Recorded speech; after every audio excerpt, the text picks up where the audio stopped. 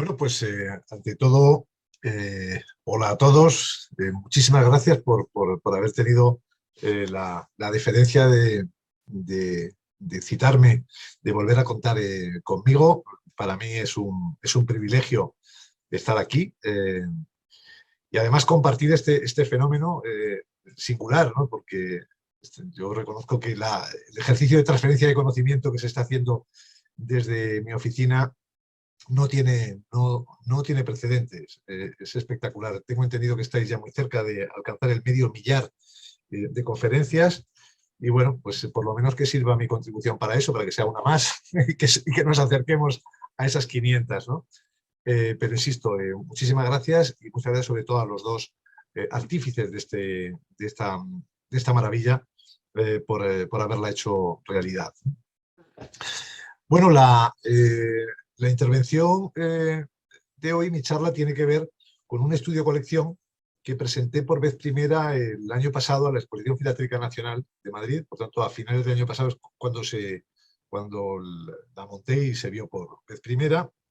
Estoy actualmente pasando la colección porque la colección se quedó al punto del oro grande. La estoy pasando a 8 cuadros y además estoy preparando un libro de gran formato que tendrá como 300 páginas sobre el estudio en el que se basa la colección. A ver. Bueno, lo primero sería saber qué es el correo fuera de valija, ¿no? Bueno, son las cartas conducidas antes de la existencia o al margen del servicio oficial de correos y que por tanto no viajaron en la valija, en el arcón o en la cartera de correo, sino que fueron llevadas por particulares como propios, ordinarios, amigos, arrieros, vasallos, chasquis en América, etc. Cuando hablamos del servicio, digamos, oficial, entre comillas, de correos, convendría distinguir tres periodos.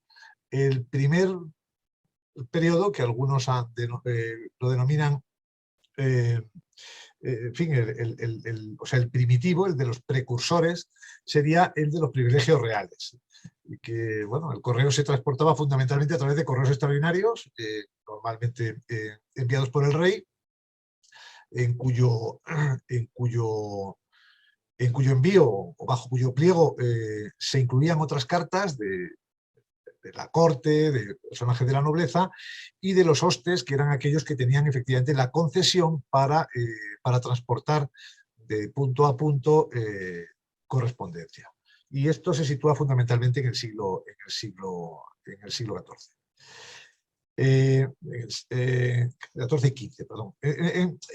Después está la fase de los correos mayores, ¿no? O sea, los taxis en España y los galites de Carvajal en Indias. Estamos hablando de siglos XVI y XVII.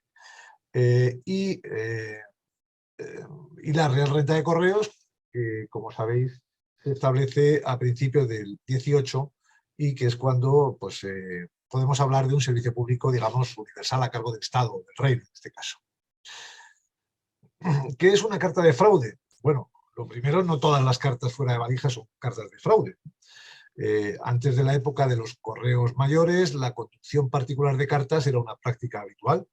De hecho, se considera que hay más correspondencia conducida al margen del correo que la que llevaba de manera oficial el correo. Pero es a partir de 1716, cuando el correo pasa a ser una renta de la corona, cuando se amplía la persecución y el castigo de las cartas de fraude, tanto en la península como en América, aunque los particulares podían seguir llevando cartas siempre y cuando abonasen la tasa en la estafeta o las cartas tuvieran como origen o destino localidades o poblaciones en las que no había estafeta y no había servicio de correos, ¿no? Quiero indicar que esta intervención, esta charla, se basa en un estudio para el que he contado con una colaboración inestimable, que es la del académico David González Corchado, cuyo discurso de ingreso, todavía no publicado, sobre cartas de fraude fuera de valija, me ha aportado un fondo documental fundamental. Con lo cual, yo creo que esto como mucho es una coautoría, ¿no? de David y de un servidor. Vamos a ver solo lo que está en negro, no lo que está en gris. Por tanto, lo que está en negro es la columna de la izquierda, que es el correo fuera de valija en la época de los privilegios postales y los correos mayores. Por tanto, empezamos siglo XV y acabamos antes de la creación de la Real Renta, lo que algunos efectivamente denominan los precursores. Bueno, algo que, como bien sabéis, hace o estudia, colecciona muy poca gente. Estamos entrando, por tanto, en un mundo ignoto, en el que es mucho más lo que se ignora que lo que se sabe, pero sin embargo, como digo, hay un avance enorme en el conocimiento de esta época, como ahora vais a ir comprobando, que, repito, se debe a la aportación, a la transferencia de conocimiento del académico David González Corchado. Vamos a hablar del correo de mercaderes o de escarcelas, que incluye la identificación de mercancías en el exterior del sobrescrito, las letras de cambio. Se va a tratar también sobre las cartas conducidas en la segunda valija, los viajeros particulares, los mensajeros propios, las cartas llevadas por criados y vasallos, por ordinarios y arrieros, la tipología de misivas fuera de valija, las cartas de creencia y las cartas de súplica, el correo fuera de valija recibido desde el extranjero, las cartas en pliego ajeno, las primeras marcas de cuño en España, los denominados signum mercatoris, los fraudes cometidos por los correos mayores, en concreto dos, el correo mayor de Valencia y el de Navarra, el conflicto surgido entre los correos mayores de la corte y los gremios de transporte, precisamente por la conducción de correspondencia fuera de valija, las bulas del Papa, conducidas por Bulero, y bueno, las cartas con Chasqui en la Nueva Granada. Como digo, no vamos a tocar nada más que esta parte, porque no cabría en modo alguno en la conferencia. Y esta parte se va a tocar incluyendo un solo ejemplo en cada caso, ¿vale? O sea, en cada caso vamos a una carta, una imagen, una descripción. Bueno, la instrucción que manda a observar Su Majestad en todo el reino sobre el modo de formar sumariamente y de plano las causas de denuncia y aprehensión de cartas fuera de valija que conduzcan fraudulentamente cualesquier personas no empleadas en las estafetas de correos. Esta instrucción, que es un documento original de 1762, me vais a permitir que introduzca brevemente el tema, ¿no? Dice, siendo tan frecuente el fraude de conducir cartas fuera de valija, sin embargo de la prohibición de la ordenanza 27 de las establecidas en 1743 por el señor Felipe V para el gobierno de los oficios de correo, imponiendo 5 ducados de multa por cada carta, se declara que ninguna persona particular de cualquier calidad podrá conducir carta alguna, no siendo con recado, mediante estar el público bien servido en su correspondencia con el correo duplicado cada semana. Se había puesto efectivamente entre las principales ciudades en relación con la corte un correo 2 veces por semana, ¿no? Establecido en todo el reino a expensas de la Real Hacienda.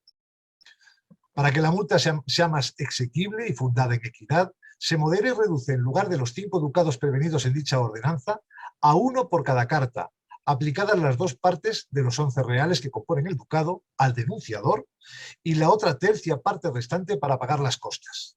Bien entendido que no bastando esta tercia parte para cubrir las costas, lo que faltare para ellas se exigirá de los bienes del defraudador. A fin de que el público no padezca detención de las cartas aprehendidas, se formalizará incontinenti la denuncia ante el visitador y nos va explicando con detalle todo el proceso que sigue punto por punto, ¿no? Como los que llevan cartas de fraude, dice en su punto 12, lo ejecutan de ordinario con órdenes de otro, les será libre recurrir a los denunciados contra los que les entregaron las cartas para que les reembolsen de las multas, gastos y perjuicios que se les hayan seguido por esta razón, como asimismo por el importe de su mantenimiento en la cárcel, para que con el temor de esta providencia no den auxilio a tales fraudes.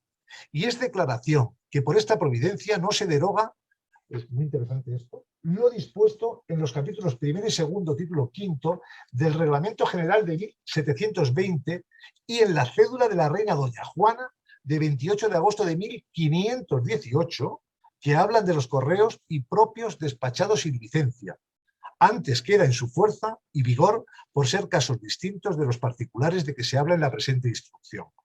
Y si nos vamos al punto 24, es en el que habla en lo dispuesto por esta ordenanza, no se altera la providencia de que nadie pueda despachar correos de a caballo ni de a pie sin licencia del administrador del correo inmediato por ser privativo de éste el concederla.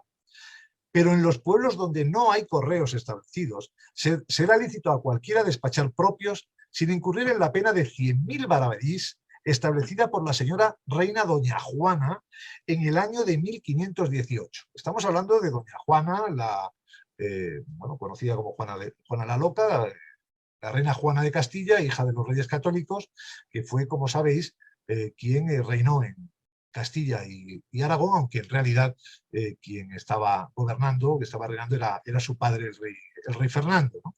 Pero ya, insisto, en 1518, Juana de Castilla impone una pena de 100.000 maravedíes a la conducción.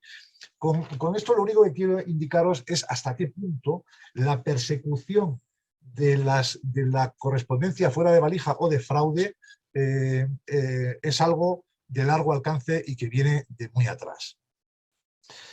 Hasta el punto de que era muy frecuente los edictos, como este, fechado en Sevilla en 1773, que fue pregonado y fijado, y quedan detrás las marcas de haber estado adherido, en lugares concurridos y visibles de Sevilla, con un extracto de las ordenanzas reguladoras. Estamos hablando de que, al igual que ocurría en las principales ciudades de los virreinatos, a la salida de la misa principal, los domingos por la mañana, se leían los edictos a usanza de guerra, o sea, con soldados y parafernalia militar, en el caso de aquellos, de los virreinatos, con un lengua que traducía al quechua o al idioma de los indígenas lo que allí se estaba diciendo, y era muy frecuente, insisto, el que en estos edictos se ocupasen fundamentalmente de prevenir, de advertir sobre las penas tan graves que suponía la conducción de cartas fuera de valija. En el caso de América, en concreto, en los virreinatos solía aplicarse una sanción muy grave que por vez primera suponía que debía en fin, se abonaba en tercias partes. Una parte, un tercio era para el delator, otro tercio era para el correo mayor y otro tercio era para el juzgado que instruía la causa.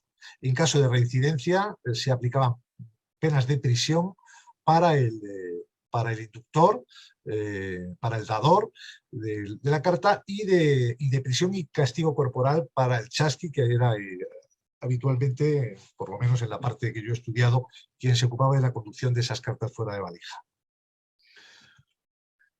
Y entramos en el tema. Entramos con el correo de mercaderes. Hablamos de la Baja Edad Media, siglos XIV y XV, donde la importancia de las relaciones comerciales entre diferentes ciudades dentro y fuera de los reinos peninsulares, especialmente en la Corona de Aragón, hizo necesario el desarrollo de fórmulas que facilitasen la comunicación escrita entre los distintos corresponsales mercantiles. Surgirá así el llamado correo de mercaderes, o cursori mercatorum, creado al margen del llamado correo oficial y desempeñado por troteros al servicio de los hostes de las ciudades que contaban con licencia expedida por la Chancillería Real. La primera alusión de un correo de mercaderes procede de Ius Sigilli, de la Cancillería itinerante del conde de las montañas de Prades y Ribagorza, y está fechado en 1342. Esta es un sobrescrito de 1459, circulado fuera de valija desde Barcelona hasta Venecia, entre los mercaderes Pietro Di Marco y Giovanni di Agnolo Valdesi. Como vemos, en el lado derecho de la cubierta encontramos manuscrita la marca comercial o signum mercatoris del remitente, que muestra una P, la inicial de Pietro Di Marco, dentro de un círculo con un punto en el centro. La misma marca se encuentra en el relieve del sello clausor de la carta, que vemos aquí ampliado, aunque bueno, está invertido. Bueno, este tipo de correo de mercaderes es muy probablemente la parte más interesante de los precursores del correo, porque tenían, insisto, su propio servicio de correos, que en algunos casos fue hasta, en el caso de Sicilia, fue utilizado por el propio virrey. O sea que realmente llegaron a establecer un correo paralelo que funcionaba incluso en épocas de guerra, cuando se interrumpía el correo, digamos, oficial, de los privilegios postales, el real. Bueno, si hablamos de correo de mercaderes, aquí tenemos efectivamente la identificación de mercancías, ya que los mercaderes identificaban los envíos conteniendo la mercancía que acompañaban, cuya llegada, anunciaban por carta. Podía incluir tanto el inventario de la mercancía como información del dador o del medio que lo transportaba, de su precio, forma de pago, factura, etc. Y lo hacían mediante la identificación externa de cada uno de los bultos o embalajes. Dicha identificación solía ser el signum mercatoris del propio mercader, que se dibujaba también en el anverso del sobrescrito para facilitar la identificación y la reclamación de la mercancía. Es el antecedente de las marcas de fabricante, ¿no?, que se generalizarían en la segunda mitad del siglo XIX a partir de la segunda revolución industrial. Aquí tenemos un sobrescrito de 1673, procede de Ámsterdam, de los antiguos Países Bajos españoles, recordemos que los Países Bajos fueron españoles, ¿verdad? Con la marca de mercader, aquí tenemos el signum mercatoris, como vemos, una G, una F, correspondiente a las iniciales del mercader, en el interior de un corazón coronado por una cruz con la inscripción manuscrita de la mercancía. Un tema especialmente interesante es el de las letras de cambio. Uno de los documentos más importantes circulados a través de las redes mercantiles fueron las letras de cambio, que durante los siglos XVI y XVII constituyeron el principal medio de pago entre mercaderes separados entre sí por grandes distancias. Imaginemos el enorme problema que era efectivamente hacer pagos sin la presencia del dinero, de la cantidad dineraria, no del efectivo. Para eso, como vemos, está este documento mercantil que permitía a un comerciante residente en una localidad librar una cantidad monetaria pagadera en una plaza distinta contra otro comerciante. La importancia que tenía el hecho de que estos títulos de crédito llegaran a manos de sus destinatarios obligaba a remitirnos duplicados o triplicados por diferentes vías a través de caravanas de distintos mercaderes, bien sueltas o bajo la cubierta de otra carta. Generalmente se consignaba el número de orden de la letra girada, primera, segunda o tercera de cambio, en el ángulo inferior izquierdo del sobrescrito, para que el destinatario lo tuviera presente a la hora de saber si llegaron todas a sus manos o si alguna se había perdido. En este caso es una letra de cambio de 1696, circulada fuera de valija desde Valencia, girada por don Francisco Falcó y remitida por don José Zamora en Madrid por importe de 50 doblones de a 2 escudos de oro. En su interior alude a que, no habiendo respuesta por la primera, se servirá vuesa merced pagar por esta mi segunda de cambio. Dicha numeración se encuentra consignada en el ángulo inferior izquierdo de la cubierta mediante la anotación segunda. Como veremos, muchas de estas cosas efectivamente o se sabe o es imposible identificar de lo que estamos hablando, ¿no? De ahí la importancia, como decía, de esa labor de transferencia de conocimiento y, por tanto, que un tipo de colección como esta tenga tanto más de estudio que de colección. Bueno, la identificación exterior de la conducción por vía marítima. Efectivamente, la identificación del medio de transporte a través del cual se hacían llegar las cartas se podía hacer mediante inscripciones manuscritas que se consignaban, por lo general, en el margen inferior izquierdo del sobrescrito. Esta práctica, que efectivamente fue muy frecuente a partir de la segunda revolución industrial, a partir de la segunda mitad del siglo XIX, con la explosión del correo marítimo que propiciaba el auge de la industria y del comercio, queda de manifiesto en muchas cartas de esa época. Pero claro, estamos hablando de la segunda mitad del siglo XIX. Esta es una carta del siglo XVII, de 1677, donde vemos que es una carta conducida de Cádiz, del puerto de Cádiz al de Livorno, la Toscana italiana, una carta conducida fuera de valija, con la inscripción manuscrita con nave de SS. SS, su seguro servidor, o sea, seguro servidor, su señoría o las siglas de... no lo sabemos. En el margen inferior izquierdo, como digo, que es una rarísima muestra de indicación de la conducción por vía marítima en el siglo XVII. Algo, como digo, relativamente frecuente en el XIX, pero extraordinariamente raro en esta época. Me refiero a este tipo de carta, ¿no? Bueno, vamos con las cartas en segunda valija.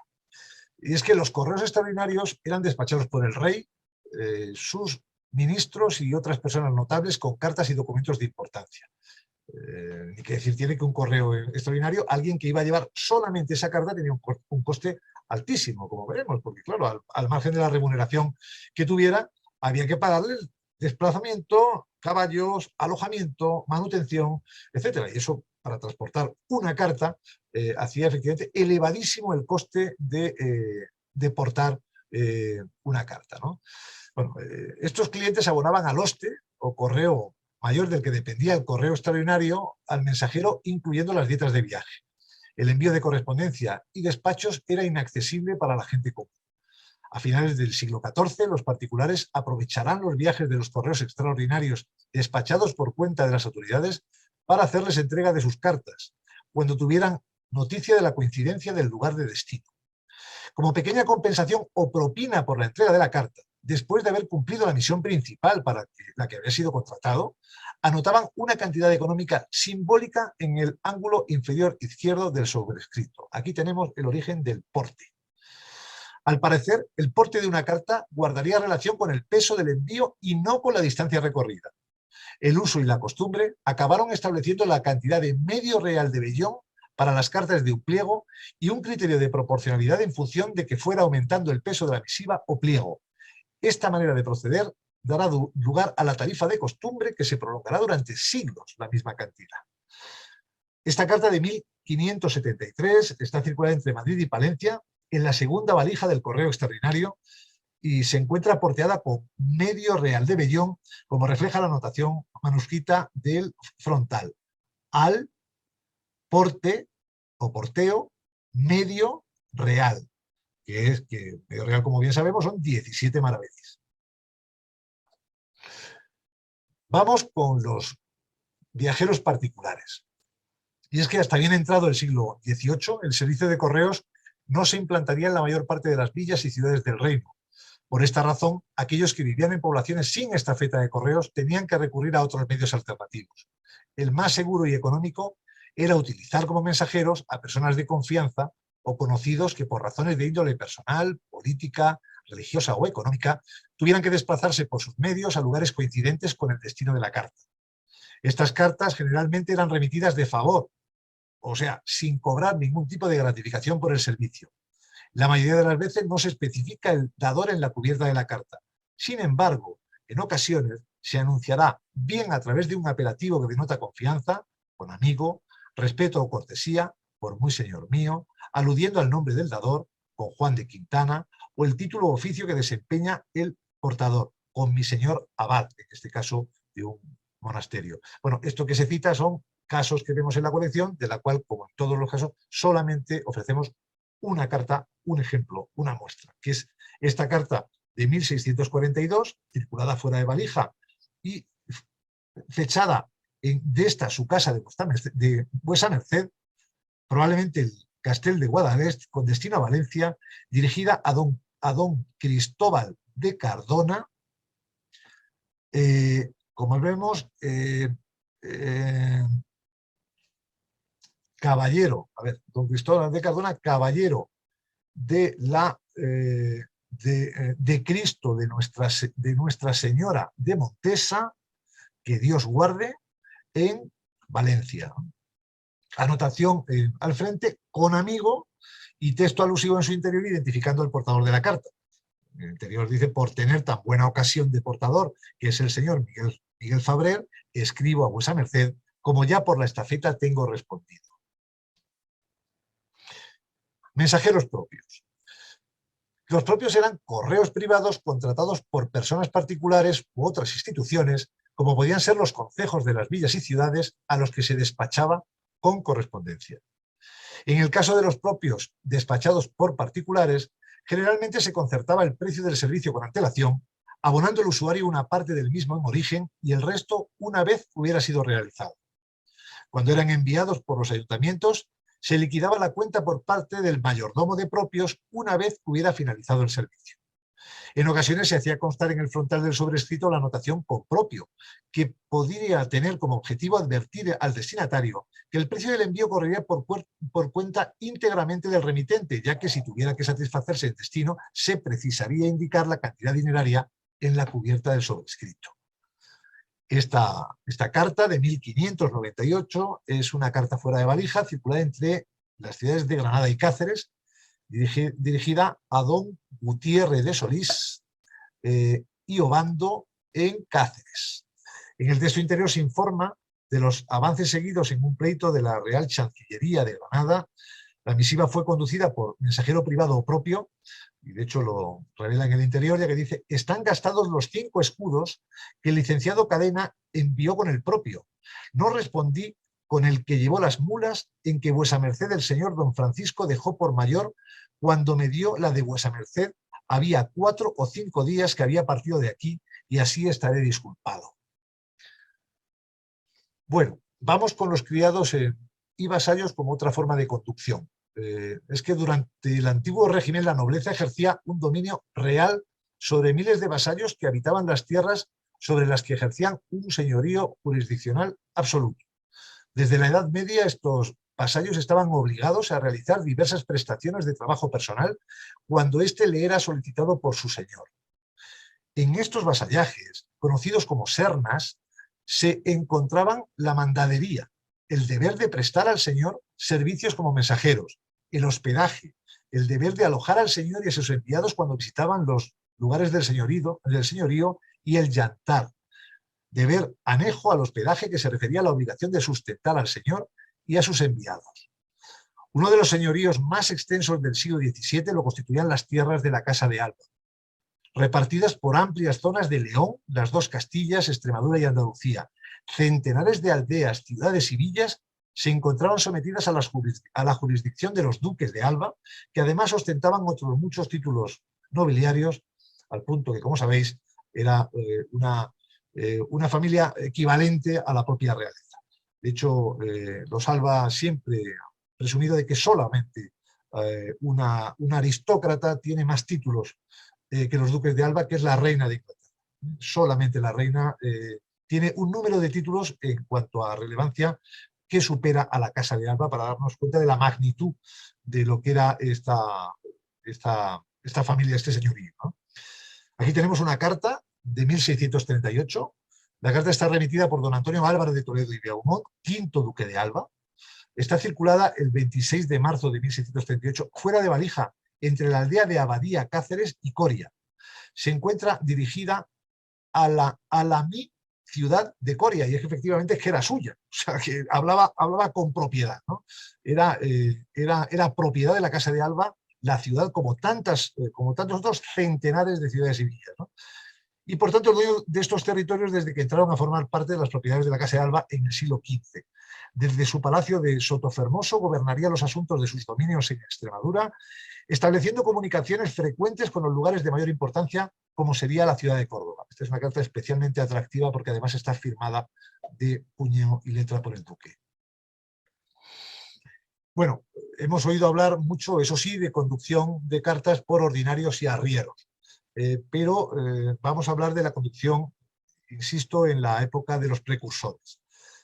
El uso de arrieros y carreteros era una de las fórmulas más habituales y seguras, aunque también más lentas, de remitir la correspondencia de particulares, especialmente entre aquellas localidades donde no existía servicio de estafetas. También se les conocía bajo la denominación de ordinarios, y no solamente porque fueran especialmente ordinarios en el hablar. Hay un dicho aquí que hablas peor que un carretero, ¿no? Pues eran ordinarios por partida doble, ¿no? Por la forma tan ordinaria de hablar y porque tenían una ruta ordinaria, y es que efectivamente iban con sus eh, archiperres, con cuestiones de comercio, cosas que vendían entre las localidades. De hecho, son los arrieros los que mantienen el comercio en el ámbito rural. O sea, cuando en la Alta Edad Media se implanta en Europa un cristianismo originario, en el cual se detesta especialmente el comercio, y de hecho la figura de los comerciantes, de los arrieros, se convierte en una figura, digamos, proscrita, son pecadores. El buen cristiano rechaza el dinero. En esa época, como digo, se cierran las veredas, se aíslan las localidades, se acaba el comercio y, por tanto, la conducción de correspondencia, y es una época en la que el feudalismo arraiga al punto de que, al no haber dependencia del rey, del monarca, el señor feudal es dueño y señor absoluto de las poblaciones en las que está, ¿no? Os recuerdo que esa época, lo que algunos llaman la Edad Oscura, fue extremadamente dura, al punto de que las hambrunas y la suciedad, las epidemias diezmaron en Europa. La fuente fundamental de las familias, la fuente de ingreso fundamental de las familias en esa época, no, en fin, aquellos que no lo sepan, entiendo que se escandalizan, era la venta de sus hijos. O sea, las familias vendían sus hijos a traficantes de esclavos, fundamentalmente árabes, y con eso tenían la posibilidad de subsistir.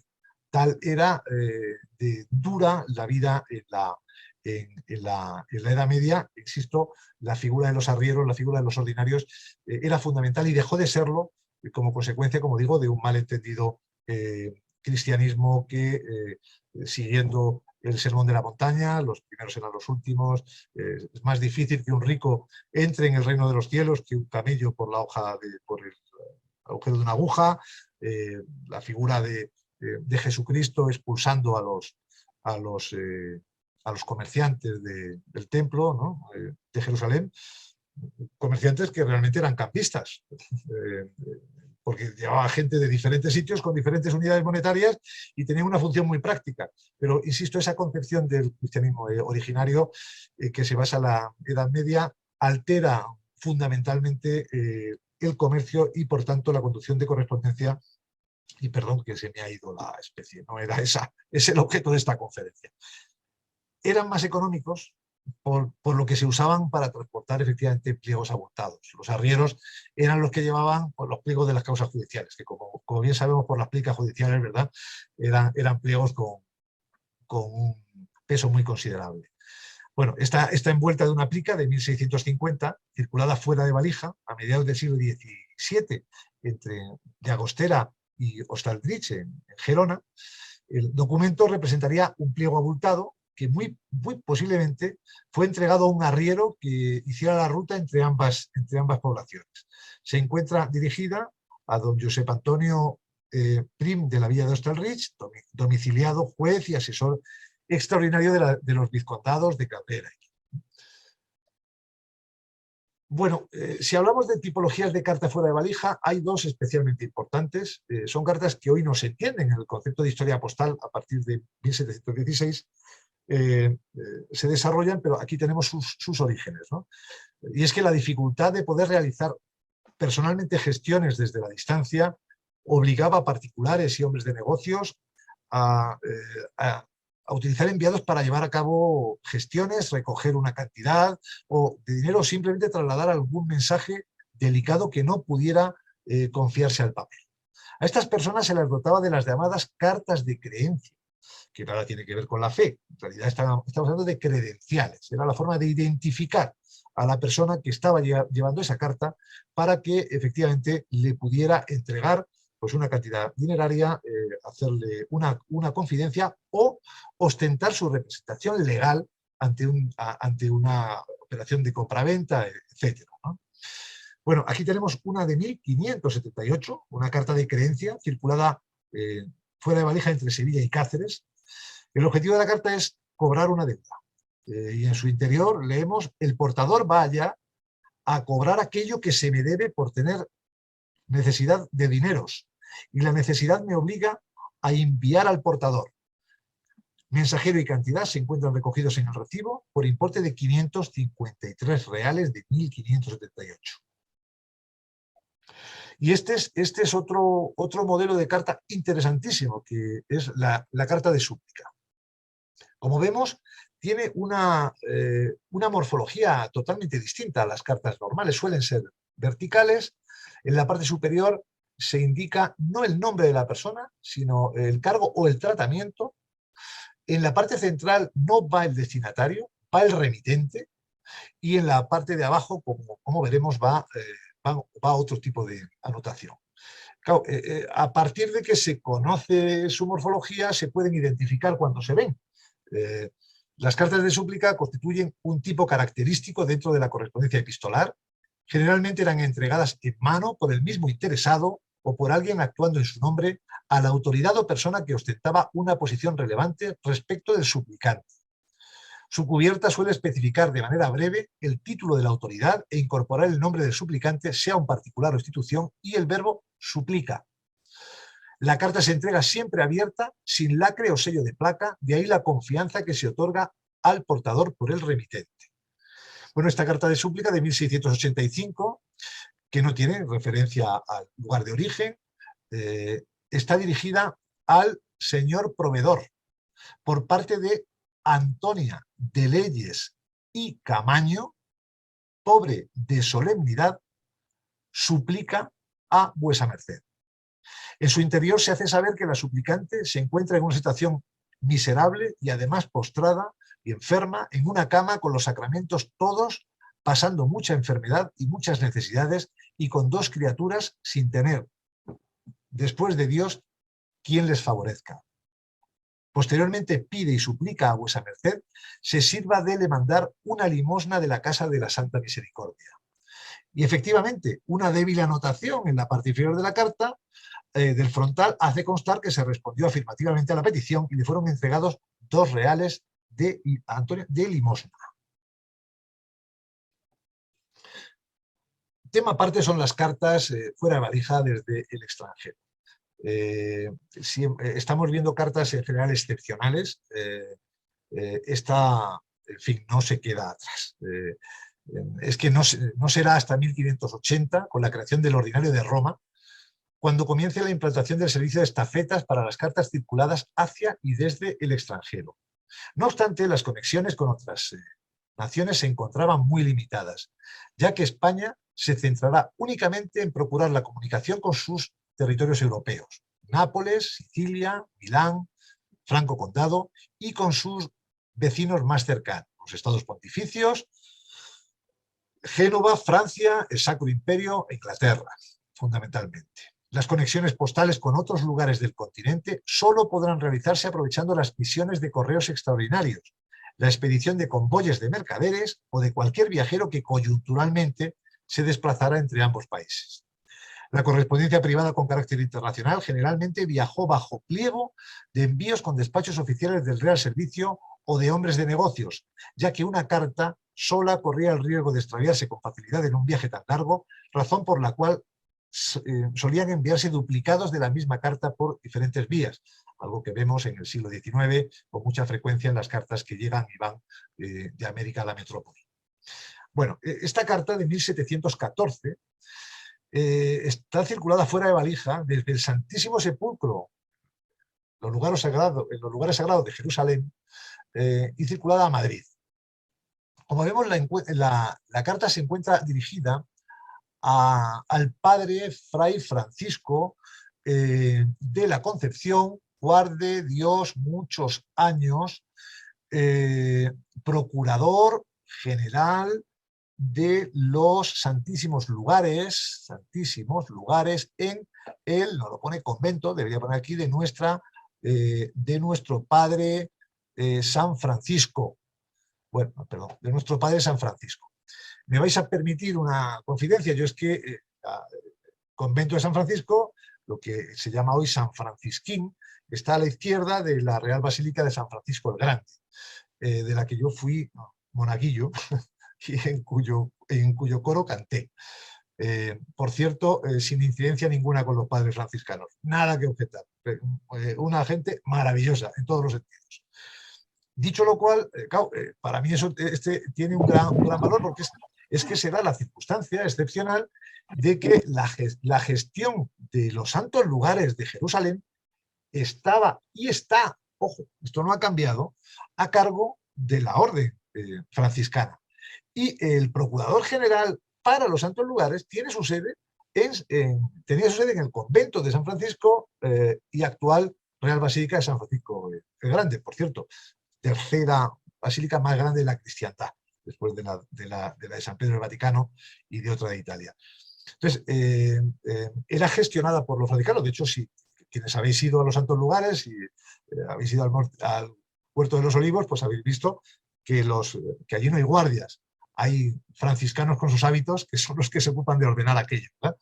Bueno, pues como digo, esta carta en su cubierta lleva la anotación con paisano, ya que fue transportada por un conocido de ambos. En el interior leemos: mi querido padre Fray Francisco tuvo la de vuestra paternidad feliz atisbo a esta ciudad junto con el presente conductor y paisano Peralta, de quien he recibido su regalo. Probablemente se refiere a un mercader. Una anotación del interior indica: la trajo Peralta, que llegó el 24 de junio de 1715. Eso nos permite saber que la carta tardó 8 meses en llegar a su destino.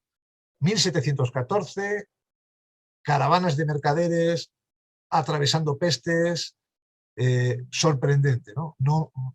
La pátina, por tanto, que tiene, la tiene bien ganada, ¿no? Imaginemos 8 meses atravesando el mundo desde Jerusalén hasta Madrid, España, ¿no? Una carta excepcional. De esta hay otra que tiene a la venta un subastador inglés, que no es del siglo, que no es de 1700, es de 1800, de un siglo después, que no tiene la indicación con paisano. La tiene en 10.000 euros el caballero. En fin, por mí ahí puede seguir. Continuamos. Cartas en pliego ajeno. Las cartas bajo pliego o en pliego ajeno constituían una forma corriente de remitir correspondencia en los siglos XVI y XVII. Consistía en introducir una carta dentro de un pliego de cartas y otros documentos dirigido a persona de importancia que residiera en el mismo lugar que el destinatario. Las cartas bajo pliego tenían 3 ventajas. La primera era la seguridad. Reforzaba la garantía de su recepción, puesto que aprovechaba la vía de comunicación abierta por el remitente y destinatario del pliego, ya fuera a través del servicio postal, estafetas o extraordinarios, o fuera de valija, viajeros, arrieros propios, correo de mercaderes, etcétera, entre puntos mal comunicados y del o hacia el extranjero. La segunda ventaja era la comodidad. En el caso de que el pliego fuera remitido mediante el servicio postal, finalizaría su recorrido en la estafeta de correos, por donde pasaría con regularidad el destinatario. Una vez abierto el pliego y encontrada la carta, se despacharía un mozo para ir a entregar a la casa de su receptor, asegurando así la entrega. Y la última ventaja era el coste. Abarataba mucho más los gastos de su conducción e incluso no suponía coste alguno, dado que con frecuencia eran abonados en exclusiva por el destinatario. Bueno, por el remitente, debería decir ahí, perdón. Aquí tenemos una carta, en fin, especialmente interesante. 1591 es una envuelta de pliego dirigida, como vemos, al rey nuestro señor en manos de Andrés de Prada, su secretario. Esto de aquí es la dirección y esto de dentro es la data que escribe el destinatario. Esta cubierta se guardó a modo de acuse de recibo de la entrega, tal y como reza en la anotación de la cubierta. Y aquí tenemos la constatación de algo de lo que se ha hablado mucho tiempo, de las cartas en pliego ajeno.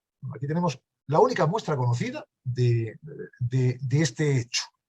En Madrid, a 24 de febrero de 1591, recibió el secretario Andrés de Prada, mi señor, el despacho que iba debajo de esta cubierta. Firmado Valcárcel. O sea, es el acuse de recibo de una carta que va efectivamente bajo cubierta en pliego ajeno. Algo de lo cual hemos oído hablar mucho, pero esta carta viene a demostrar esa práctica.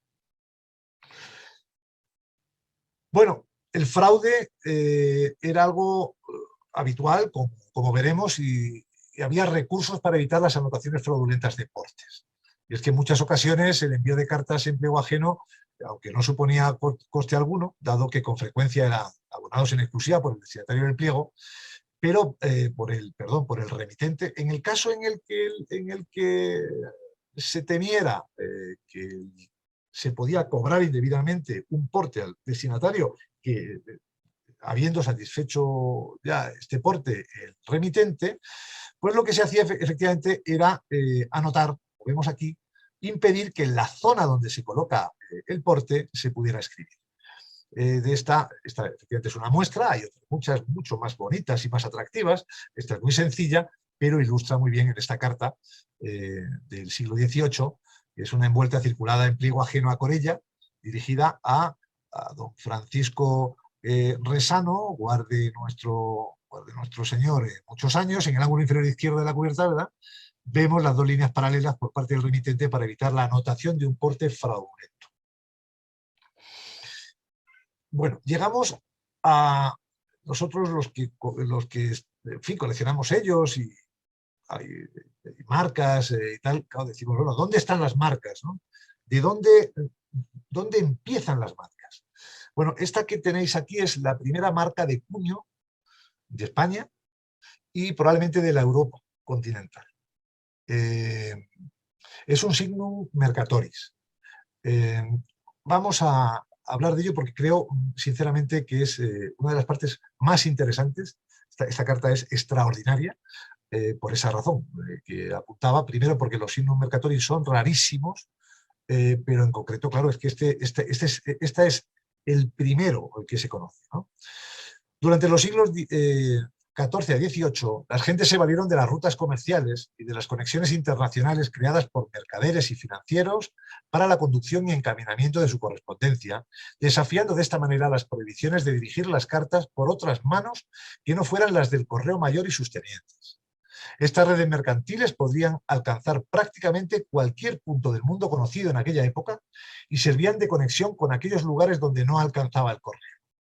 En conflictos bélicos, lo apuntaba antes, mientras que los servicios postales de las naciones afectadas solían suspenderse, las caravanas de mercaderes restablecían el servicio en cuanto encontraban ocasión.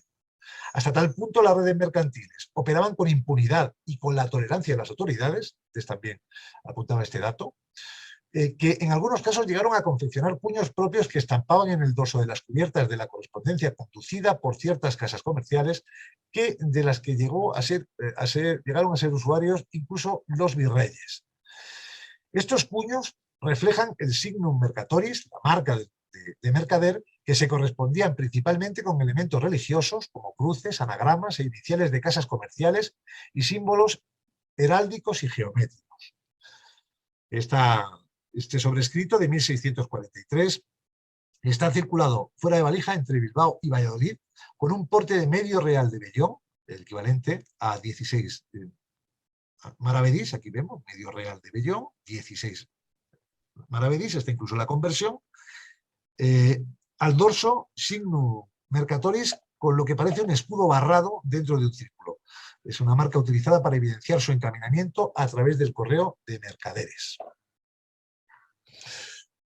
Si hablamos de fraudes, los propios correos mayores llegaron efectivamente a ser, en algunos casos, auténticos defraudadores. Y es que entre finales del siglo XIV y mediados del XVIII, lo habitual era que la anotación del porteo de las cubiertas de las cartas circuladas a través del correo se realizara de la misma mano de quien escribía las señas del corresponsal. Tal costumbre tenía por fin mostrar el consentimiento del remitente para que el destinatario remunerara con esta cantidad al mensajero. Tema muy importante. En la medida en la que se recibía una carta en la que el porte indicado en el margen inferior izquierdo tenía la misma grafía y la misma letra y la misma tinta que la dirección, que el nombre de quien la recibía, pues estaba claro que eso era lo que le estaba diciendo el remitente que tenía que pagar. Por tanto, la primera lección es cuidado cuando no coinciden grafía y tinta. Esto es especialmente útil y válido, por ejemplo, para las cartas que llevan indicación con chasqui en el virreinato de la Nueva Granada. Cuando no hay coincidencia, cuando no es el mismo tipo de letra y la tinta es diferente, en cuarentena. Un porte escrito, efectivamente, de una mano distinta, ya sea rectificado o manipulado, podía evidenciar la existencia de un fraude a la hora de cobrar un porte que no correspondía o bien alterarlo al alza. Conocemos dos casos de fraude de este tipo en el siglo XVIII, ambos perpetrados por los propios correos mayores o sus oficiales. Casos que conocemos porque generaron una reclamación y un pleito judicial y por tanto están documentados judicialmente. Vamos a ver los dos casos. El de Valencia. Lo llevó a cabo don Pedro de Balda, correo mayor de Valencia, el cual fue acusado de elevar los portes que algunas cartas llevaban anotados o añadirlos en el caso de que no figurasen en la cubierta. La justificación ofrecida por el correo mayor se basaba en que dichos portes no se correspondían con la tarifa de costumbre de medio real por cada pliego y que no habían sido enmendados en la estafeta de origen. La respuesta ofrecida por los jueces que conocieron el caso fue que entre las potestades conferidas a los correos mayores de la población de destino no se encontraba la de añadir o enmendar los portes de manera unilateral, sino que debían ponerlo en conocimiento de las autoridades para que se abriera un expediente por cada caso. Don Pedro de Balda hizo caso omiso a las advertencias de las autoridades y continuó con la práctica de modificar los portes de las cartas, hecho que le costó una estancia en la cárcel de Valencia, cuando fue sorprendido por los alguaciles practicando esta actividad, según se refiere en un memorial de 1659. Esta carta de 1662, circulada entre Guadalest y Valencia, dirigida a don Cristóbal de Cardona, caballero del hábito de Montesa y baile general, guarde Dios. La cubierta presenta porteo de medio real en su ángulo inferior izquierdo, realizado por una mano distinta de quien escribió las señas de la carta. El hecho de que la carta viajara sin anotación de porte podría deberse a que es probable que el destinatario gozara de derecho a recibir franca su correspondencia, dado que ejercía las funciones de ministro subordinado al virrey de Valencia, era nada menos que el baile general del reino, cargo que le haría disfrutar de privilegio de franquicia tal como se recoge en una relación de autoridades con privilegio de franquicia de 1679, pese a lo cual el correo mayor de Valencia quiso también hacer caja aquí y muy probablemente este tipo de abusos fue los que dieron con sus huesos en la cárcel. Y el segundo es el caso de Navarro. El correo mayor de Navarra, don Antonio de Aperregui, quien fue denunciado por usuarios del servicio por adulteración de los portes para incrementar sus beneficios. Estas denuncias derivaron en un pleito iniciado en 1670 y que se prolongó durante 2 años por abuso en el cobro de los portes de las cartas, sobreponiendo de diferente letra lo que añadía. Las cartas tenían como destinos Tudela, Corella o Pamplona y procedían tanto de destinos del interior, como Madrid, Zaragoza, Sevilla, Tafalla, Estella o Alfaro, como del extranjero, de Francia e Italia. Según la versión de los testigos y del propio acusado, el fraude se ejecutaría en algún punto desconocido del trayecto, dado que las cartas llegaban a Pamplona con los portes ya manipulados. Aún así, insistía en su derecho a corregir al alza los portes incorrectos. El tribunal determinó que la manipulación de los portes con toda certeza habría tenido lugar en el oficio del Correo Mayor de Pamplona y por la responsabilidad de Aperregui se le impuso una multa de 300 libras. Esta carta de 1660 es una envuelta sin fecha dirigida a la muy noble y muy leal ciudad de Corella, guarde Dios, y presenta un porteo adulterado. La carta salió porteada, de atrás lo vemos, pone TSA, o sea, una tarja, que era una tarifa de costumbre equivalente a 8 maravedís, y en el oficio del Correo Mayor de Pamplona se sobrepuso la anotación medio real equivalente a 17 maravedís, más del doble. Aquí tenemos otro problema, que era el conflicto entre los correos mayores de la corte y los gremios de transportistas, gremios de carreteros que transportaban correspondencia, ¿no? Y es que los correos mayores y sus arrendatarios de los oficios de correo de ciudades y villas denunciaron la injerencia de transportistas de mercancías. Especial interés merece el caso de la queja que elevó el Correo Mayor General, con sede en la Corte, contra la práctica de transportar la correspondencia fuera de valija desde poblaciones cercanas a Madrid, fundamentalmente Alcalá de Henares, por gremios ajenos al correo. En 1621, el alcalde de Madrid prohíbe el intrusismo de los arrieros, carreteros y cocheros de Alcalá, de Toledo, de Cuenca y de Guadalajara, estipulando fuertes multas para los infractores. Dichas disposiciones no serían tenidas en cuenta por los afectados, dado que las autoridades de la villa se vieron obligados a volver a publicar dichas prohibiciones en 1645 y en 1681. De hecho, en el 81 el auto no solo se publicó aquí en Madrid, sino que también lo hizo en las villas afectadas. Este hecho causó temor a los cocheros, carreteros y ordinarios de la villa de Alcalá, que decidieron no aceptar ya correspondencia en sus viajes a partir de ese momento.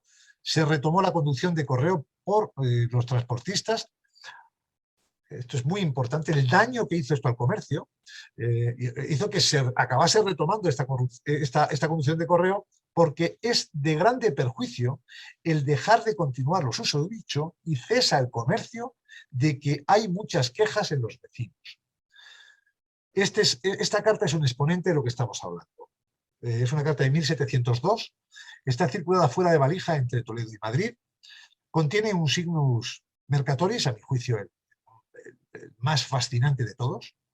Es una rosa hexapétala escrita en un círculo engrelado que identificaría probablemente a quien prestó este servicio de encaminamiento. En el ángulo inferior izquierdo encontramos la anotación 8 maravedís en la nunciatura, que reflejaría que la carta fue entregada a la mano directamente a su destinatario, un gentilhombre del nuncio apostólico de su santidad.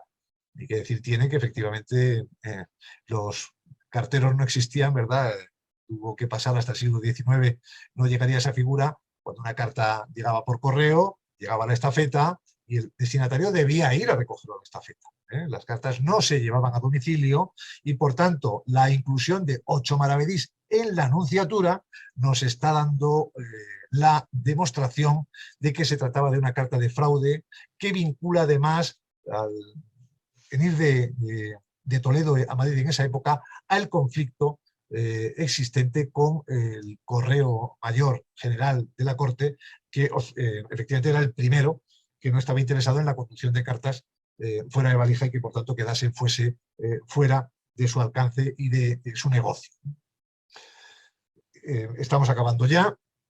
Y hay otro elemento, este ha sido incorporado de forma muy reciente, que son las bulas pontificios conducidas por conductores llamados buleros. El Papa de Roma receló a la hora de utilizar los sistemas postales en territorio de su soberanía por potencias europeas como Francia o España. Para el despacho de correspondencia diplomática y especialmente sensible para los intereses de la Iglesia, utilizó sus mensajeros o eclesiásticos de confianza. La correspondencia transportada por religiosos estaba perseguida por las ordenanzas de correos desde el siglo XV. Las ordenanzas de la Cofradía Marcús de Barcelona y las de Valencia hacían especial mención a este hecho, de lo que se deduce que era práctica frecuente el valerse del estamento eclesiástico para llevar o traer cartas.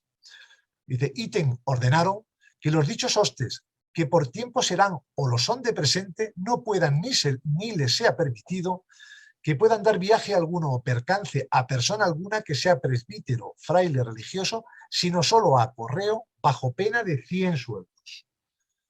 Dentro de la valija eclesiástica se despachaban desde la Santa Sede hasta España las bulas y breves pontificios que eran remitidos primero a la nunciatura y desde allí distribuidas a las diferentes diócesis episcopales, que las entregaban a las familias principales que hubieran solicitado una merced o gracia espiritual al Santo Padre.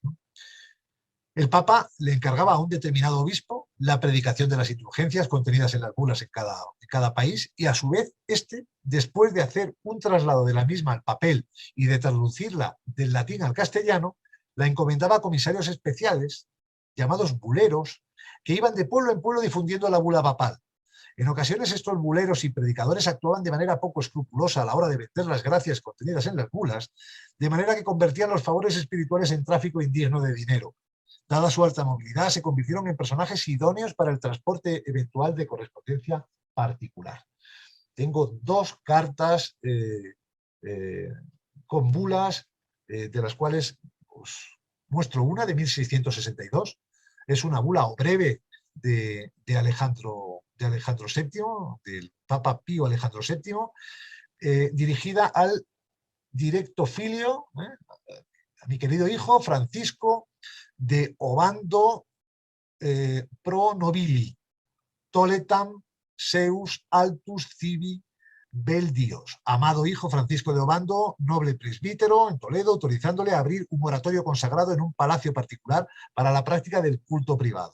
Como vemos, este es el frontal, que corresponde a uno de estos pliegues.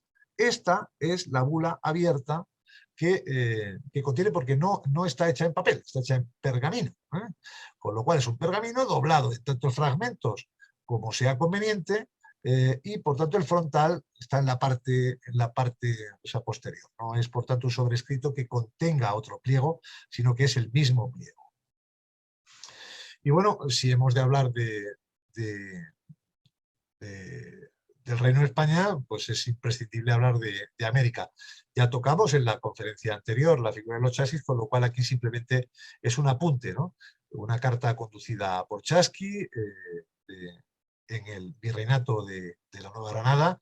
Es una carta completa, circulada en 1771, conducida desde Santa Fe hasta Girón, entregada a don Pedro Josep Bermón, que Dios guarde, Dios, muchos años, con Chasqui Girón. Bueno, como no voy a entrar en esto, ya lo comentamos con amplitud en la conferencia anterior, pero efectivamente el desinterés del Correo Mayor de Indias por ampliar o establecer el servicio de correos en los territorios neogranadinos propició que los chasquis camparan a sus anchas en la Nueva Granada, y de hecho, como se apuntaba anteriormente, pues efectivamente es el único virreinato en el que hay cartas en las que figure de forma expresa su condición con chasqui en el frontal. Bueno, esto es lo último, en realidad no debería estar aquí, pero se suponía que ese era el final de la conferencia, pero ya que está, lo comento, y es, bueno, estamos hablando, cuando hablamos de la conducción y del término fuera de valija, hay que aclarar, yo creo que está bien porque lo hemos hecho antes y así ahora lo hacemos al final, hay que aclarar las cosas, ¿no? Esta es una carta dirigida de Oropesa a Talavera, conducida fuera de valija, pero conforme a las ordenanzas.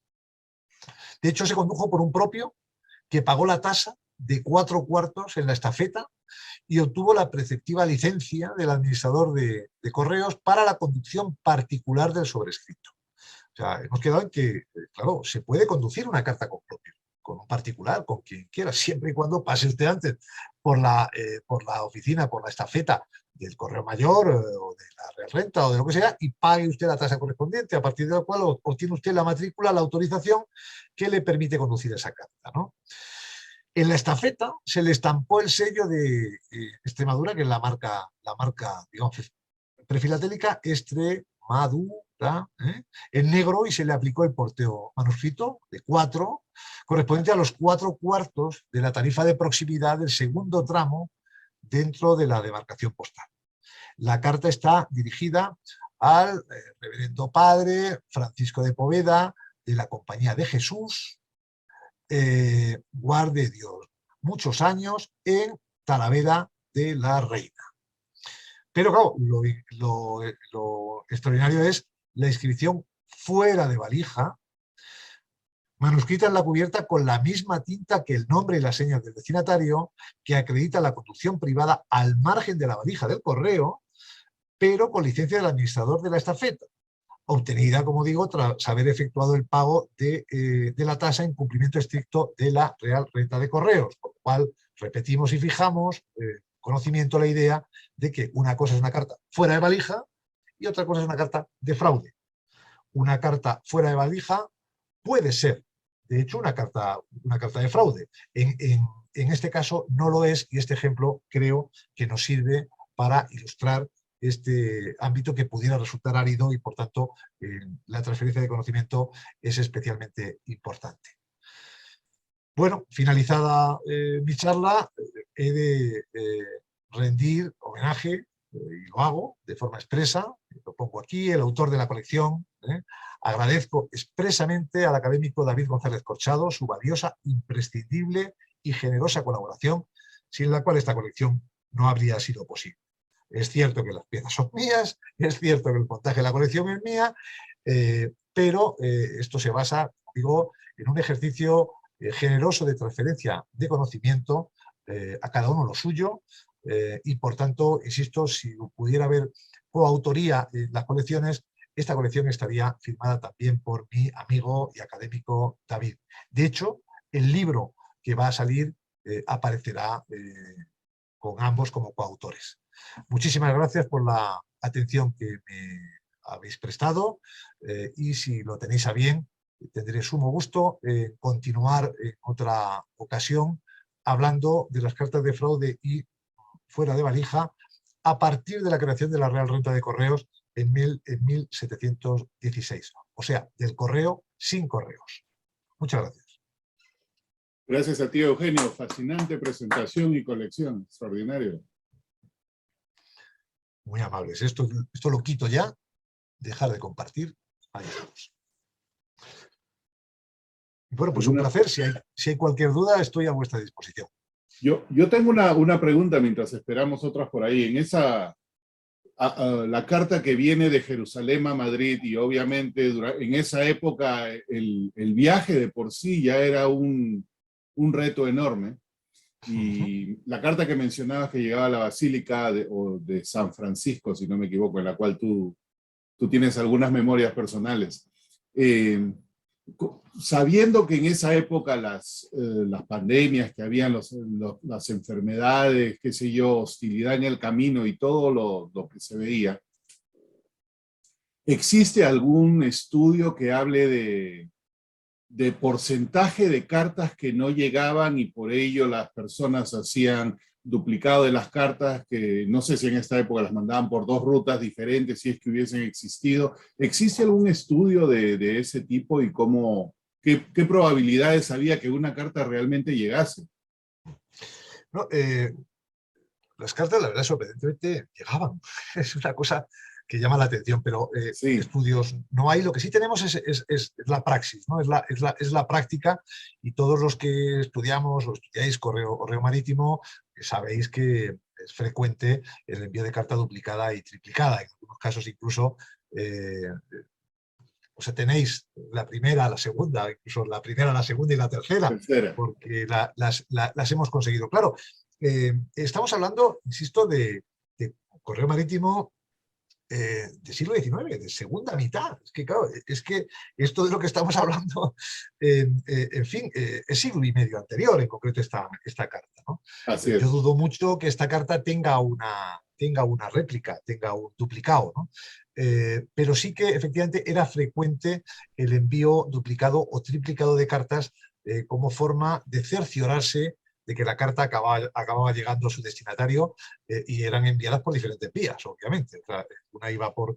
Bueno, pero tengamos en cuenta además que es que a la complicación habitual en el caso de los virreinatos americanos, claro, la salida del correo mensual desde el puerto de La Coruña, llegada al puerto de La Habana, no es que depende de dónde fuera.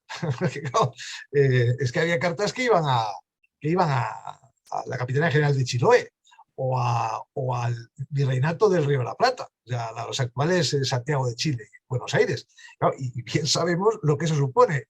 Entre por La Habana o entre por el puerto de Cartagena, los tiempos estimados para, bueno, solamente entre la Ciudad de los Reyes, la capital de Lima, la capital del virreinato del Perú, la llegada hasta el Río de la Plata o hasta Chiloé, estamos hablando de una travesía probablemente de un par de meses a por lo caballo, menos. porque además ahí no había chasquis, ¿eh? Ahí tenían que tener caballo, refrescos y tal. O sea, esa complejidad tan extraordinaria, yo creo que justificaba sobradamente el envío duplicado o triplicado de cartas como forma de asegurarse que efectivamente ese mensaje, ese mandado acababa llegando a su destino. Ahora, estudios, yo no conozco ningún estudio que permita saber cuántas cartas llegaban a su destino de estas duplicadas o triplicadas, sinceramente. Lo que tenemos, como digo, es el conocimiento y el haber tocado mucho papel, ¿no? Así es. Gracias. Ahí hay un par Así. de preguntas adicionales. Mauricio. Primero, Eugenio, felicidades por tan bonita conferencia. Con relación a estas multas de llevar correspondencia sin haber hecho el pago previo, mencionaste al principio una cantidad de 5 ducados. Para tener una idea, eso era, porque asumo que los 100,000 maravedíes sí sé que suena a una cantidad enorme, pero 5 ducados, para tener una idea, ¿cuánto era? Una cantidad extraordinaria. De hecho, lo que hace Carlos III es que reduce los 5 ducados a un ducado. Ya. Porque es que era tan extraordinaria. Ojo, estamos hablando por cada carta. Por carta, sí. Ojo, por cada carta. Entonces, estamos hablando de una cantidad extraordinaria. De hecho, insisto, para el pago de la multa, lo que se hacía era, voy a hablar de América, del Virreinato de Nueva Granada, lo que se hacía, y en el Perú, era aplicar una multa que era pagada por el que había ordenado la conducción, y eso suponía en muchas ocasiones la venta de su patrimonio. Sí. Entonces, para pagar hacía falta un proceso judicial, se vendía su patrimonio y con la venta de su patrimonio, si no era suficiente la venta de su patrimonio, además tenía una pena de prisión y se aplicaba en tercias partes, como decía, al correo mayor, un tercio, al juzgado que instruía la causa, otro tercio, y al delator, el último tercio, ¿no? Y sí, estamos hablando de cantidades elevadísimas, elevadísimas, o sea, en algunos casos auténticas fortunas. Lo que ocurre es que era tan habitual esa práctica que con buen criterio, la Ilustración, Carlos III y Grimaldi, su administrador general de la Real Renta de Correos, aplican el sentido común, lo que hicieron en todo. Bueno, es preferible una pena de un ducado, que sí sabemos que es más cobrable, que la pena de 5 ducados, que era el que había establecido su señor padre, el rey Felipe V, en 1700, bueno, no recuerdo ahora. Sí. Gracias. Y una última pregunta. Bueno, nos mencionaste lo de este administrador de correo que alteraba los portes y hasta hubo un proceso en contra de él. ¿En tus investigaciones has encontrado a alguien, algún proceso contra alguna persona que ha llevado correspondencia de manera clandestina y que lo hayan encontrado y todo el proceso de Sí, castigo? hay expedientes. Tengamos en cuenta que bueno, esto de lo que he expuesto aquí es anterior a la creación de la Real Renta de Correos. Pero la Real Renta de Correos establece un juez de correos, o sea, el proceso judicial administrativo lo aplica Correos. Solo en caso en que no haya esa jurisdicción, no se pueda, entra a la justicia ordinaria. Y claro que hay procesos, es más, en el Virreinato de Nueva Granada, en Colombia, tenemos el secretario de la Academia Colombiana de Historia, colaborador amigo y coautor que ha tenido la gentileza de colaborar en mi última obra, Chasquis, con un magnífico trabajo. Roger Pita,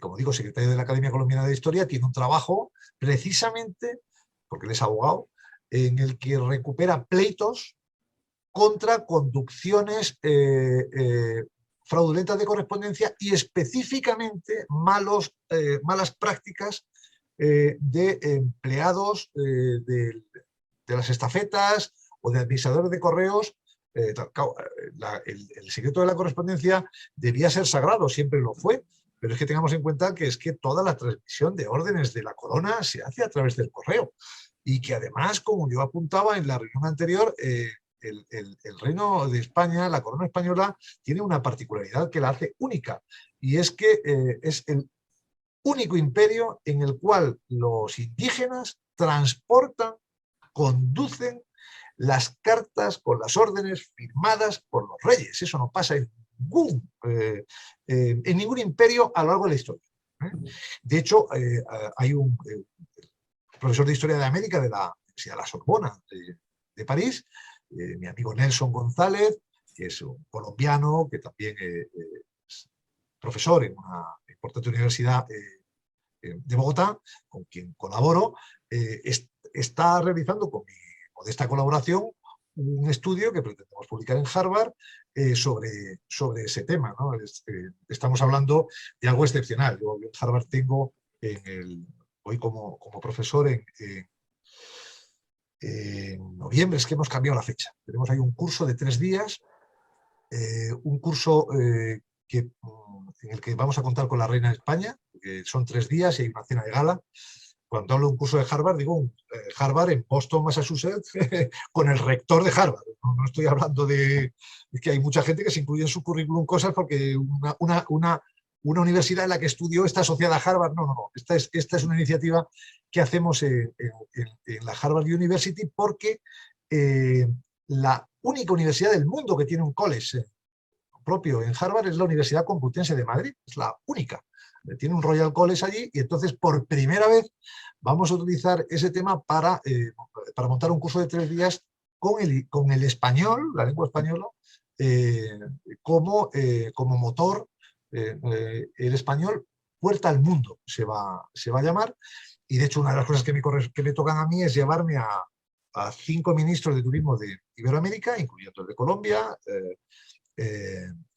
a una mesa redonda que voy a dirigir y que voy a moderar yo. Sabéis que soy presidente de la Conferencia Iberoamericana de Ministros y Empresarios de Turismo desde hace un cuarto de siglo, para ver efectivamente la importancia que el español, la lengua española, tiene desde el punto de vista, turístico. Pero lo que decía, recuperando el hilo, que me enrollo, disculpadme, es que efectivamente hay estudios en los ámbitos universitarios que nos permiten o que nos van a permitir documentar de manera irrefutable el que efectivamente en el Imperio Español ocurría algo que no ocurría en ninguna otra parte del mundo, y es que un chasqui podía transportar por la cordillera una carta firmada por el rey, que había salido de La Coruña en un vapor durante un mes hasta llegar a La Habana, que de ahí había ido hasta el Yucatán o pasado al puerto de Cartagena, y que llevaba una conducción que hasta llegar a según qué destino, pues no digamos ya el virreinato del Río de la Plata o la Capitanía General de Chiloé, estamos hablando pues probablemente de 3-4 meses de trayecto, y al final la responsabilidad recaía en un indígena, ¿no? Y eso es algo, insisto, excepcional, ¿no? Sobre todo para los que estudiamos o nos apasionamos con la historia postal. Pido disculpas por mi excesivo entusiasmo, pero es que me lo paso muy bien, no lo puedo evitar. Gracias. Solo una nota ahí en eso, Eugenio. Ese punto es bien interesante y alguna vez lo voy a usar yo porque demuestra el nivel de confiabilidad que había en el sistema, ¿no? O sea, se confiaba de que ese mecanismo con los chasquis no iba a alterar de algún modo el mensaje. Y que hubo 2 instituciones, solo 2 instituciones que fueron respetadas por los españoles después de la conquista, ¿no?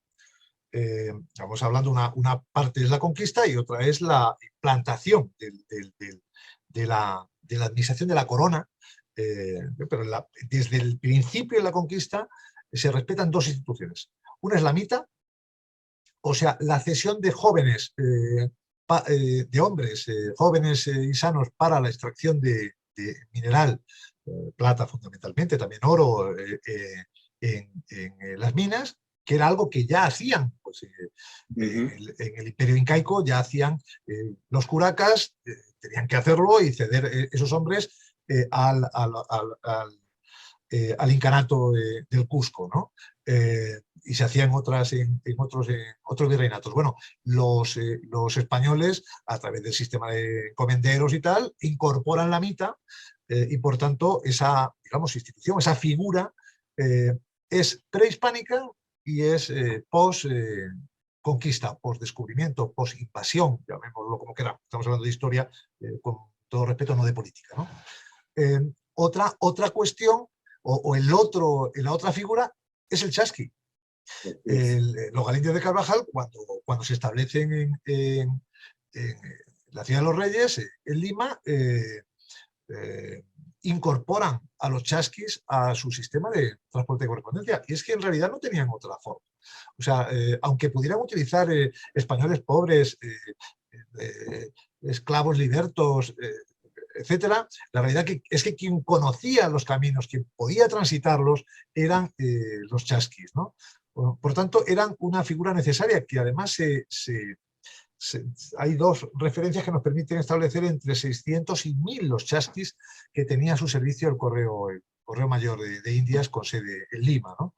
Y sí, efectivamente, es una institución prehispánica respetada e incorporada por los españoles. Otra cosa es el maltrato dado por los españoles a los chasquis, que los mantuvieron en un régimen de vasallaje insufrible, ¿no? Un horror. De hecho, el virrey de Perú, obligado a instancias del rey de España, de forma expresa y por escrito, reconoce al rey que 10 años de sueldo se le debían a los chasquis a su servicio, 10 años al servicio del Correo Mayor, y que lejos de haber aminorado esa deuda, al terminar su gobernanza en el virreinato, se habían incrementado la deuda. Es decir, por tanto, estamos hablando de el trato dado era peor que el que se daba a un esclavo. Porque un esclavo, insisto, estás obligado a darle comida y techo. En este caso ni siquiera se les daba eso, ¿no? Claro, eso explica el por qué portaban cartas fuera de valija. Bueno, de algo tenían que comer. Exacto. En fin. Gracias. Nada, Jorge. más cuestiones. ¿Estás en mute? Sí, muchas gracias, Eugenio. Se me hace fantástico conocer todo este tipo de detalles, como tú los has expresado, y ver esto de los chasquis, que también la vez pasada mencionaste. Mi pregunta va más o menos relacionada con lo mismo, pero con una orientación quizás diferente. Yo te iba a hacer esta pregunta, aunque ya respondiste parte de ella, pero quisiera confirmar. Sobre todo viajes como la carta que tú mencionaste ahorita, que iba de Tierra Santa a España, ¿era la misma persona la que la llevaba y lo entregaba? Porque también mencionaste que era una confianza que había en la persona, pero imagínate la cantidad de personas que tenían que estar moviendo cartas y que tienen que estar haciendo esto. Y la otra que va relacionado con esto de los chasquis también es, tú estás hablando de la parte de Perú, pero ¿qué hay del resto de los virreinatos? Yo estoy en México, ¿qué hay en México? Porque yo entiendo que aquí también están los painanis y otra serie de grupos que movían cartas, no sé si del virrey, ¿verdad? Pero ahí va, en eso va relacionada mi pregunta. Bueno, empezando por el final.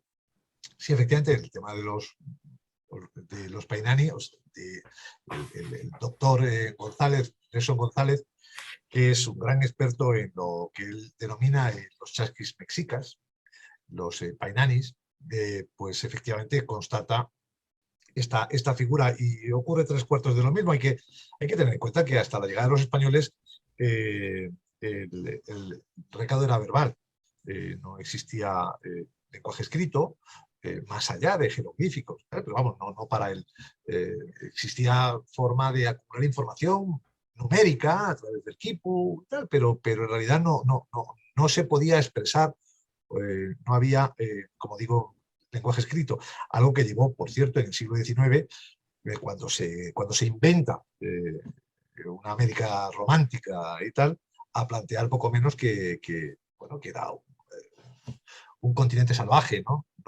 No hace falta que haya lenguaje escrito para que un para que un continente contenga culturas excepcionales, como está más que acreditado, ¿no? En el caso de las culturas desde la azteca, tolteca, maya, incaica, etcétera, ¿no? Pero sí, eso ocurría de una forma muy similar, efectivamente, con diferentes denominaciones en diferentes virreinatos. De hecho, los chasquis del virreinato del Río de la Plata eran los únicos chasquis que iban a caballo. Con esas extensiones es que tiene que haber un sistema, tiene que haber una conducción a caballo y un sistema de relevos, si no es imposible, ¿no? Vamos, los que han visto, le han hecho una ojeada a la Pampa Argentina saben de lo que estamos hablando. Aquello es inconmensurable, ¿no? Inabarcable. Y sí, efectivamente, la conducción de cartas como esta que estamos viendo con Paisano, venida desde los santos lugares de Jerusalén a Madrid, se hacía por una persona. Era un conductor el que la recibía y el que la entregaba. El concepto digamos, organizado de transporte de correspondencia en España, en el caso del Reino de España, lo aplican los taxis, lo hacen generando lo que se llama el sistema de estafetas. Ellos llegan a la conclusión de que al rey le cobraban el correo ordinario, que costaba un dineral, pero en realidad ellos habían colocado unas estafetas, o sea, un sistema de relevos que permitía que pudiera facilitarse caballos y arreos de refresco, que se hiciera de una forma regular y por tanto pudieran conducir mucha más correspondencia. Bueno, ahí es donde, insisto, este sistema que fue ocultado al rey, a la corona, y que permitió que se hicieran inmensamente ricos los taxis. El conde de Peralta fue especialmente, de hecho murió asesinado porque, entre otras cosas, su osadía llegaba al punto de cortejar a la reina, y bueno, hasta ahí hemos llegado, amigo mío. Murió de una lanzada aquí en Madrid, no muy cerca de donde estoy. Pero en el caso de América, 3/4 de lo mismo. El sistema de relevos que se implantan con chasquis mediante tambos, que en realidad más que tambos eran lo que se llamaban chasquihuasi, que eran pequeños bohíos en los cuales había 2 chasquis, mientras que el tambo sería el equivalente a una hospedería, ¿no?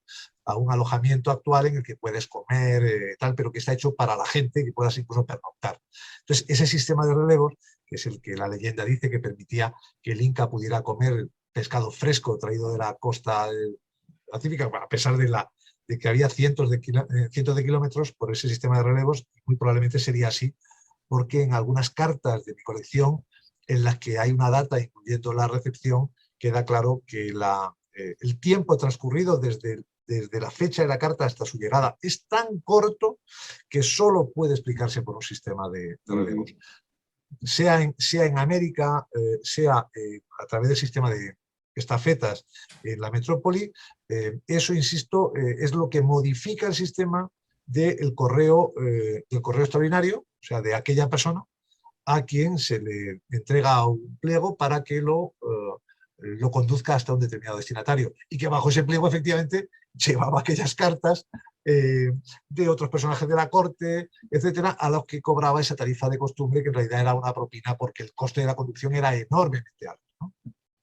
No sé si he contestado con esto a tu pregunta, Jorge. Sí, pero entonces lo que implica esto es de que la persona, al momento de tener que trasladarse esas distancias, pues tenía que descansar, tenía que apoyarse en otros, tenía que comer, ¿verdad? Y eso, pues para una persona, imagínate si hubiera varias autoridades que quisieran mandar cartas, se las daban a uno solo, pero si iba en el camino, pues tenían que dárselo a otro, probablemente. Entonces había una serie de personas que hacía eso. Pero nunca cedían el pliego. Efectivamente, claro que se apoyaban en otros. O sea, la conducción de ese pliego suponía que efectivamente una remuneración, el pago de unas dietas por el transporte. Si estaba usando mulas o caballos, tenía que pagar esos arreos y todos los refrescos. el alojamiento en aquellas posadas en las que tenía que hacer noche, la manutención. Pero es que además tenían que pagar la conducción. O sea, cuando hablamos de, o sea, el postillón aquel, como en el sistema de estafetas, había una figura que iba a caballo, que era el que te conducía. Y tú pagabas en función de la rapidez, de la urgencia que tuvieras. O sea, no costaba lo mismo a galope tendido, o sea, a todo lo que da la bestia en cuanto a la rapidez de desplazamiento, que había tres grados y por lo tanto 3 precios en función de la urgencia que tuviera el pliego. Pero aunque el portador de la carta, ese correo extraordinario, bajo cuyo pliego iban otras cartas que pagaban esa tarifa de costumbre, usara arreos, refrescos, un conductor, o sea, un postillón que era el que le estaba llevando, el que conocía el camino, con el que podía ir seguro y tranquilo, sin perderse, sin ser atacado, etcétera, tuviera que apoyarse o que utilizar, digamos, posadas para pernoctar o sitios para comer, etcétera, pero la carta la recibía él y la entregaba a él. O sea, solamente había un conductor. Claro, porque, como te digo, eso cambia a partir del sistema de estafetas en España o a partir del sistema de relevos. Es cuando efectivamente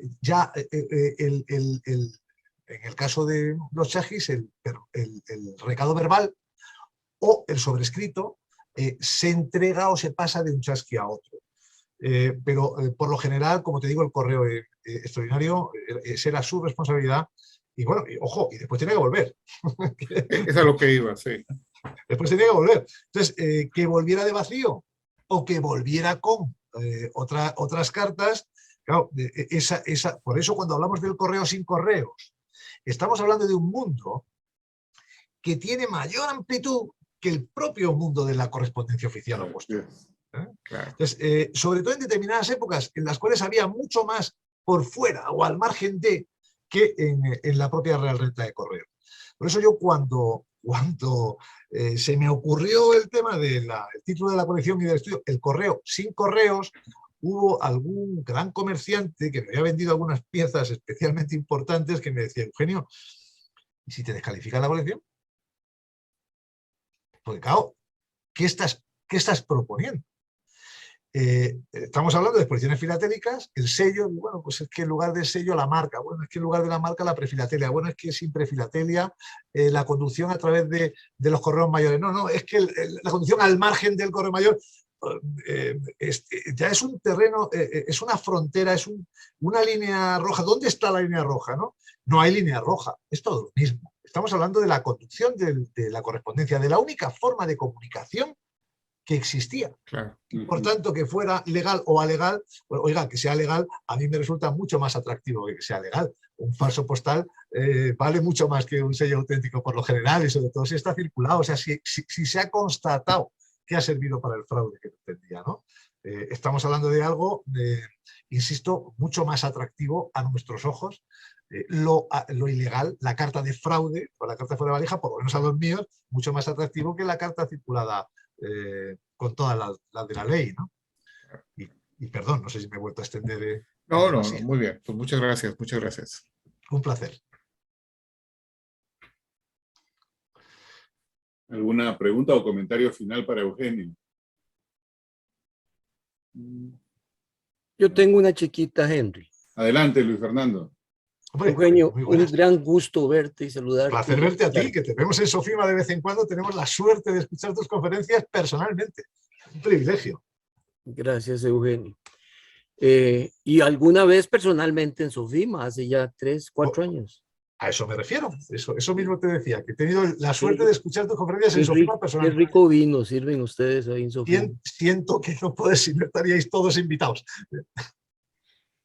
La pregunta mía es sobre las cartitas que presentaste, una, es que se me olvida el nombre, decía carta de súplica y otra que había al lado. De creencia.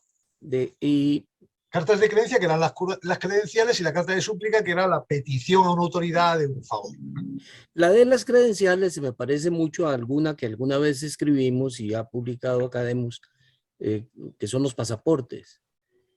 son en realidad parecidos. Es una credencial, como bien lo dijiste, me parece. La de Hablamos. súplica me quedó la duda de si es una carta de verdad. No, la de súplica, fíjate, he eliminado de esta otra carta de súplica de esta presentación porque ya era demasiado, pero en la próxima conferencia podrás ver algunas cartas de súplica especialmente interesantes. Y claro que son de verdad, sí. Pero hablando de la carta de creencia o credencial, no hay que confundir la carta de creencia con el pasaporte. El pasaporte, efectivamente, es uno de los pocos documentos que podía aportar, que se podían llevar por parte de un viajero. Pasaporte o cédula de desplazamiento. En el caso de América, virreinatos, etcétera, nos encontramos, perdón, en el siglo XIX nos encontramos con los sellos fiscales de policía donde aparecen la cédula de desplazamiento, que en el siglo XIX la gente no se podía desplazar de la ciudad en la que estaba, tenía que tener una cédula de desplazamiento, eran por 15 días, había que pagar un impuesto, y en el caso en el que no se portara esa cédula, que tenías que entregar cuando llegabas, el sitio donde te alojabas, etcétera, es que eras conducido a prisión, ¿no? O sea, la movilidad de la que hoy disfrutamos no existía en el siglo XIX, y no digo, digamos, en el XVIII, en el XVII, en el XVI o en el XV, ¿no? Donde la gente vivía y se moría en la población en la que estaba. Quiero decir, el único documento que podía aportarse era el pasaporte. Lo demás era considerado carta, salvo que fuera conducida abierta, en este caso la credencial, la carta de creencia. Podías llevarla siempre y cuando que fuera abierta sin oblea. Con lo cual era una carta fuera de valija, pero si iba cerrada, entonces era una carta de fraude. Y si era una carta de fraude, estaba sometida a las sanciones durísimas que se aplicaban. Toda esta casuística está muy estudiada en la segunda parte de la colección, que es la que comentaré en la próxima charla que tengamos. Pero efectivamente el gran problema que tenemos es que si descontamos las cartas de los chasquis, las cartas de los cosarios gaditanos, en el caso de España, 4 cosas más, la realidad es que todo lo demás no es conocido. Hay, como tú bien dices, pinceladas aquí, pinceladas allá, un artículo en Academus, una referencia en la obra de alguien. Yo creo que me decía David González Corchado, porque es, como digo, el que ha hecho buena parte de la transferencia de conocimiento de la que yo me nutro, me decía, es que lo tuyo no es una colección, es una colección de colecciones.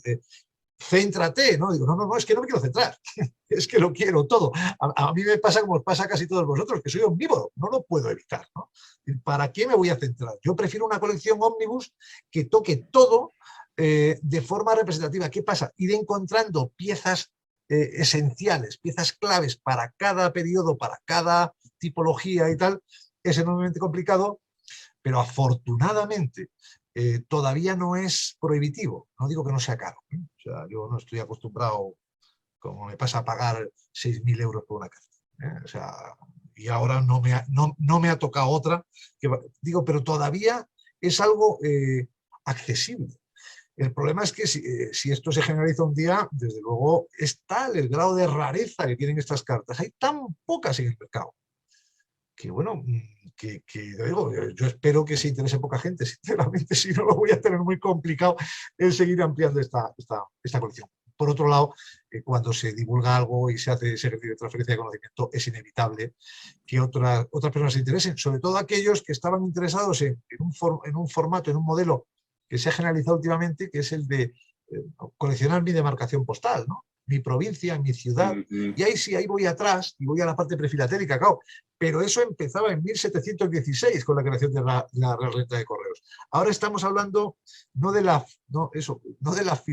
prefilatelia, de la prehistorifilatelia, ¿no? De la parte de los precursores, y bueno, en la medida, ya digo, en la que uno quiera profundizar en lo que hay más atrás, que hasta ahora se había despreciado por la inexistencia de marcas, que no había marcas prefilatélicas, pues no le queda más remedio que ahondar en esto.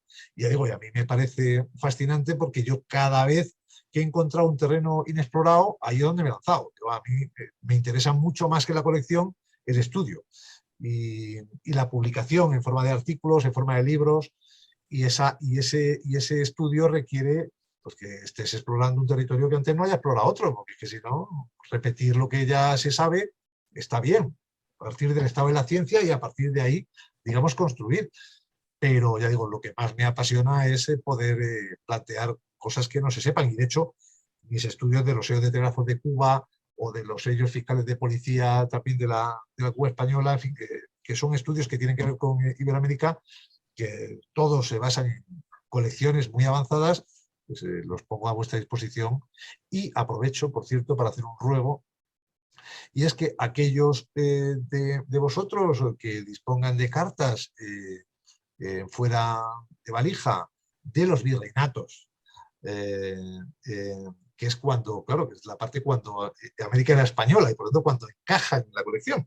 A partir de las independencias ya no. Sí en los periodos, digamos, de las guerras de independencia, eso sí, pero tengo cartas conducidas, correo de cordillera por Cuba, correos de líderes de las independencias mexicanas, cubanas y tal, en plenas campañas, con conducciones particulares. O sea, todo eso me interesa, pero cartas sobre todo de los virreinatos, conducidas al margen de los correos mayores, me interesan. Y bueno, y como ya sé que estas cosas yo en fin, no puedo ofrecer la compra, como tengo también piezas excepcionales, algunas repetidas, aquel que tenga podemos hacer, a lo mejor tiene una de Perú, o sea, yo tengo una de Nueva Granada y él tiene una de Perú, o yo tengo una mexica y él tiene otra de no sé qué. Digo, hay muy poco material, pero yo pongo a mi disposición para el trueque las cosas que tengo, ¿eh? No estoy haciendo una oferta de compra, ya sé que este no es el sitio, estoy haciendo una oferta de trueque, que ese sí que creo que es algo que encaja en este foro, ¿no? Pues nosotros te ofrecemos a cambio pura vida, felicidad, democracia, pero cartas ninguna. Bueno, lo de pura vida me encanta, en fin, lo de felicidad también, pero oye, como las cartas no hay nada, ¿eh? Y lo de la democracia, eso es un tema muy cuestionable. Vaya usted a saber, está la cosa muy complicada. De política prefiero dejarlo. Con lo que me divierto es con esto. Lo otro me genera, como a casi todos, quebraderos de cabeza, ¿no? En fin, pues nada, muchísimas gracias a todos y de verdad que ha sido un placer. Yo entiendo es que llevamos 2 horas. Tenéis un mérito infinito por aguantarme durante tanto tiempo. Con lo cual, por favor, el moderador que os libre de este suplicio, que ya está bien, ¿no? Yo estoy encantado, yo podía seguir hora más. Es un tema fascinante, Eugenio, sobre todo, como bien lo dijiste ahí, ¿no? Este es lo anterior a lo que nosotros conocemos como prefilatelia. Entonces, son los fundamentos de todo lo que el resto se creó. Así que estamos a la espera de otra charla tuya, porque han sido muy, muy bien recibidas ambas. Y gracias nuevamente por el tiempo que te has tomado y por todo lo que se viene con ello. Fantástico. Muchísimas gracias a vosotros, un abrazo muy fuerte y para cualquier cosa que necesitéis, a vuestra disposición. Ahí salió mi correo electrónico. Como dicen los mexicanos, aquí estamos a la orden. Perfecto, gracias. Y el día de hoy...